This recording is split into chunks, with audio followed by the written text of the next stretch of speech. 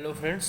आज मैं आपको बताऊंगा कि आपके पास अगर कोई कुंडली आती है तो आप उसको स्टेप वाइज कैसे रीड करें, क्योंकि बहुत महत्वपूर्ण है कि आप उसको स्टेप वाइज जाएं, उस कुंडली के ऊपर स्टेप वाइज आप उसको देखें। क्योंकि मोस्ट ऑफ द टाइम्स जो बिगनर्स होते हैं वो थोड़े कंफ्यूज हो जाते हैं कि इस चार्ट को कैसे पढ़ें। तो मैंने इस 8 स्टेप्स में इसको समझाया है। इसके अलावा भी आप एक्सपीरियंस के चलते जब आप बहुत सारे चार्ट्स देख लोगे तो आपको खुद एक्सपीरियंस हो जाएगा।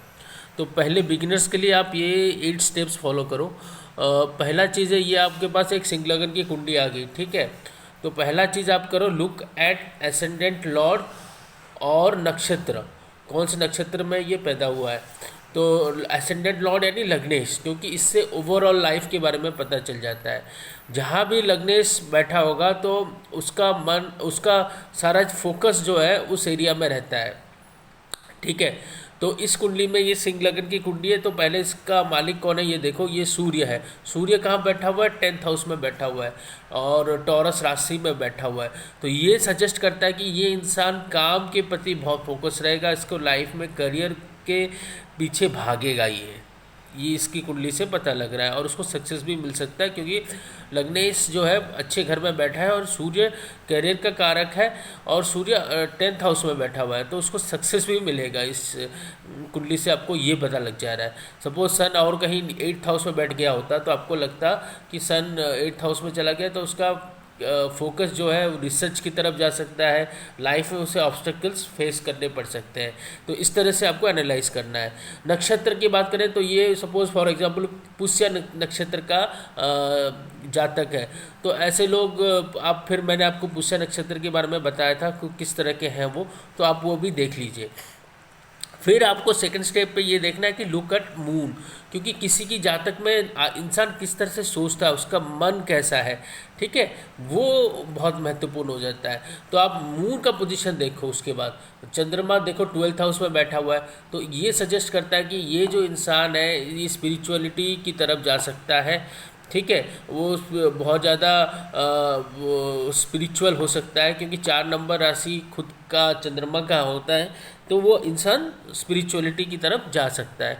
फिर आप देखो, करियर एक बहुत महत्वपूर्ण होता है, मैरिज एक बहुत महत्वपूर्ण चीज़ होता है जातक के लिए। तो देखो सन का पोजीशन कहाँ है, क्योंकि सूर्य जो है करियर का कारक है। सूर्य अच्छी जगह पर बैठा है तो आप इस तरह से एनालाइज कर सकते हो। शुक्र मैरिज का कारक है। आप देखो शुक्र 7th हाउस में बैठा हुआ है, बहुत ही अच्छे घर में बैठा हुआ है, तो शुक्र मैरिज को शो करता है। इस तरह से आप एनालाइज करो। बेनिफिक और मेलिफिक, फिर आप देखो कि इस कुंडली के लिए बेनिफिक कौन है, मेलिफिक कौन है, ठीक है। इस तरह से आप इसको जज करो। Exalted and debilitated and own sign, इस कुंडली के लिए कुंडली में कौन सा प्लैनेट एग्जल्टेड है, जैसे कौन सा नीच का है और कौन सा अपने राशि में बैठा हुआ है। जैसे चंद्रमा इस कुंडली में अपने राशि में बैठा हुआ है, ठीक है। इस तरह से आपको एनालाइज करना है। और एक जोड़ सकते हो इसमें कि ओन साइन के अलावा कौन सा प्लैनेट फ्रेंडली राशि में बैठा हुआ है। जैसे जुपिटर मार्स के राशि में बैठा हुआ है तो ये फ्रेंडली राशि हो गई, ठीक है। सूर्य यहाँ पर विनस की राशि में बैठा हुआ है तो ये इतना फ्रेंडली नहीं है, ठीक है। विनस फ्रेंडली राशि में बैठा हुआ है, सैटर्न इतने फ्रेंडली राशि में नहीं बैठा हुआ है। इस तरह से आपको एनालाइज करना है, ठीक है। और डिग्रीज, हर प्लैनेट की क्या डिग्रीज है और वो एस्पेक्ट्स मतलब किसको देख रहे हैं वो भी आपको देखना पड़ेगा, ठीक है। जैसे आप ले सकते हो कि मार्स की दृष्टि 5th हाउस में पड़ रहा है तो एजुकेशन कैसा जाएगा। तो इस तरह से आप एस्पेक्ट्स देख सकते हो, ठीक है।